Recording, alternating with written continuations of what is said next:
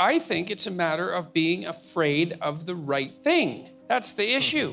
I decided a long time ago, partly from reading Solzhenitsyn, that I was going to try to be very careful with my words, and I was only going to say things that I thought, well, to begin with, weren't lies, let's say. I was going to try to formulate my thoughts truthfully. And the reason I decided that was because I thought that the opposite was hellishly dangerous.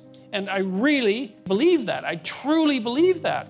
If I say things and I think they're true and they get me in trouble, then I think that's not as much trouble as I would have got into if I would have said something that wasn't true. Like, it might be more trouble right now. Who knows, right? Because you don't know how these things are going to turn out.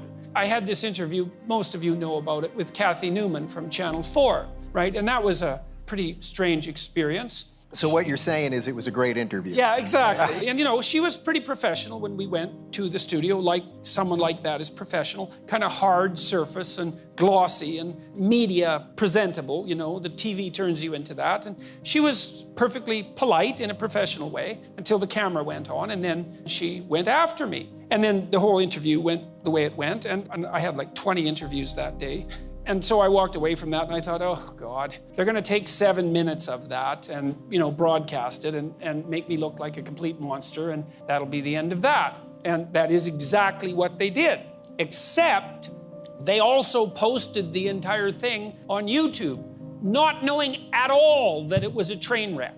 They had no idea. It wasn't like they thought, oh, well, this is a train wreck, we better put it on YouTube. It wasn't that at all. They thought it was a perfectly fine interview. So then it went on YouTube. And so my mood changed a lot. It was, first of all, this interview went catastrophically, and then it was, well, they're only going to use 7 minutes of it, and that's going to be a drag, but I'll probably get over it. And then they put it online, and then there was just an incredible reaction. And then 5, 10 newspapers came out to play the victim card for poor Kathy, which was now all the online trolls were after her. And I thought, that really, really struck me. I thought, she's one of the most powerful people in the UK. One of the 1,000 most powerful, let's say, or the 500 most powerful. She's no bloody victim, and she's paid plenty well for what she does. And Jordan, by the way, don't forget that that night that this all happened, she did a video in her car reading the comments by the trolls, because at that moment she didn't realize she should play the victim card yet. Yeah. And so then her employees said, well, we had to call in the police to investigate. Because that's an unbelievably crooked thing to say. It's like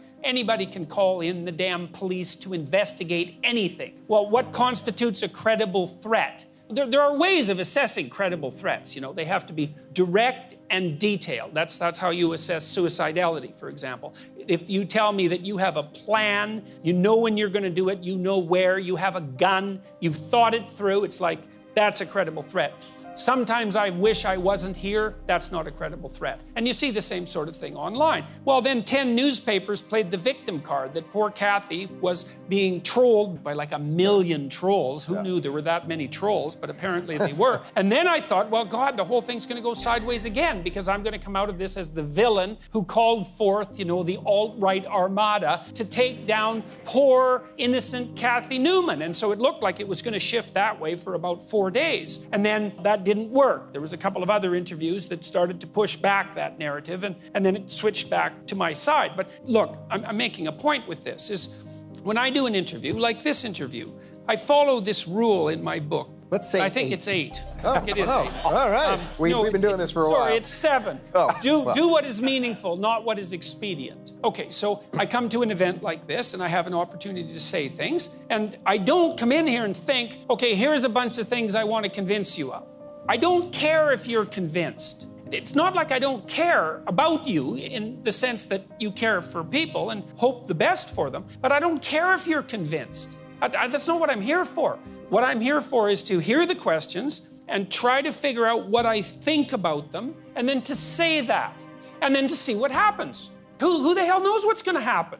But if the world is properly constituted through truth, then faith is the willingness to have faith in truth. And so then you say what you believe to be true. And then some things happen.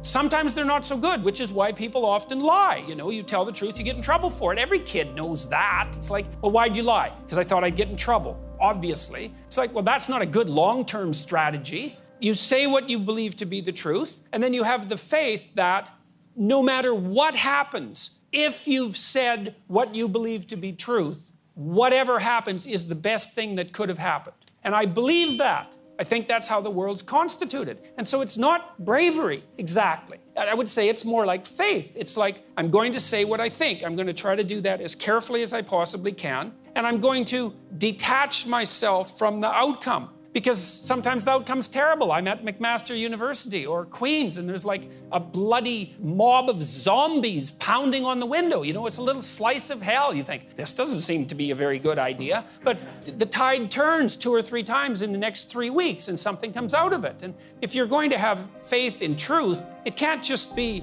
did I get what I want in the next second? That's not faith. It's like, no, this is the other thing too that you got to understand. Without truth, you don't have the adventure of your life. If you tell the truth, that means you're revealing your being. That's what you're doing when you're telling the truth. And when you reveal your being, then you're living in the world. You're there, you're present, right? That's being there, let's say. That's you. That's your destiny. That's your journey. That's your adventure. That's what's going to justify your life. The adventure. It's not going to be easy. And if you hide from your truth, well, then you hide from yourself. And then you're not even there. And then who the hell are you? What are you? The puppet. You're the puppet of some coward. You're the puppet of some dictator or some second-rate philosopher, some idiotic idea or a bully you were afraid of in grade 6. God only knows. But it's not you living your life. And then you lose your life. And you lose your soul too. That's what I'm afraid of. You know, journalists, well, they try to take me down. It's like, yeah, well, that's annoying, and it usually takes me 3 days to recover. But compared to not having my life and not saying what I have to say, that's nothing. It's minor inconvenience. If you can just withstand it, 2 weeks, you get mobbed. You guys might all need to know this. You're going to get mobbed on social media. Okay, so what do? Unless you did something wrong. Don't apologize. That's the first thing, because then no one can come to your defense. So don't apologize. Maybe you even double down carefully, not vengefully, right? Carefully. You say, no, that's what I meant. And if you don't like it, too bad. And you get mobbed. Then you apologize, a different mob comes after you. That's not helpful, and no one can defend you. If you can hold out for 2 weeks, you'll win. Now, it's a pretty brutal 2 weeks, because, you know, if you're a reasonable person and 100 angry neighbors show up at your door with pitchforks, you might be thinking there's something wrong with you, you know, like you think that unless you're psychopathic. And you think, well, maybe I made a mistake. And it's easy to waver and to back down. And maybe you're also afraid. But, you know, if you scoured your conscience and you're careful and you said what you had to say, then leave it lie. And they'll throw, the people who are playing this game will throw everything they can at you for 2 weeks. And if it doesn't stick, you're done. And then the next time they try it, it doesn't work as well as it did the first time. And by the 50th time they try it, like as far as I can tell, carefully, the people who have enmity for me are out of ammunition. They're done. I read hit pieces now and I think, oh, you just copied the hit piece from 2 months ago. It's like, I'm perfectly habituated to that. They're out of ammunition. And maybe someone creative could still come up with some more ammunition. Maybe that'll happen at the Q&A. But it's not bravery, man. It's faith in the redeeming power of truth, and that's different.